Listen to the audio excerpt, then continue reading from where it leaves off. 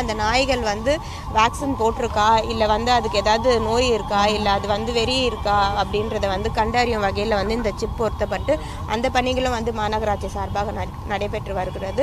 இப்போ மண்டலத்துக்கு 1 கருத்தடை மையம் வந்து மாநகராட்சி சார்பாக கட்டமைப்பு பணிகள் வந்து நடைபெற்றிருக்கிறது. டிசம்பர் மாதம் வந்து அது வந்து துவங்க இருக்கிறோம்.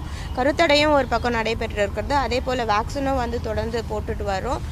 பொதுமக்களும் வந்து அந்தந்த பகுதிகளில் வந்து அதுக்கு உணவு வழங்குறாங்க சில பேர். ஸோ உணவு வழங்குகிற பகுதிகளில் தான் வந்து அதிக நாய்கள் வந்து சேரக்கூடிய சூழல் வந்து ஏற்படுகிறது.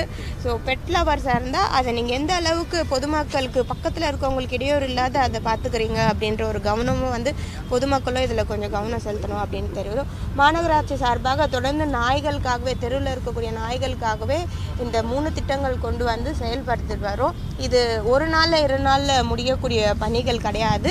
அட்லீஸ்ட் ஒரு 6 மந்த்னா இது ப்ராசஸ் எடுக்கும். ஸோ அந்த பணியில் ஈடுபட்டு வரும். அடுத்து ஒரு 6 மாதத்துக்குள்ளே அதோட கருத்தடை வந்து கண்ட்ரோல் பண்ணோம்னா இந்த குட்டி போடுறது வந்து கண்ட்ரோல் ஆகும். சாலையில் இருக்கக்கூடிய நாய்களும் வந்து கண்ட்ரோல் ஆகும். ஸோ லாங் டேர்ம் ப்ராசஸில் தான் இந்த ப்ராஜெக்ட் எடுத்து நம்ம மாநகராட்சி சார்பாக பண்ணிட்டு வரோம்.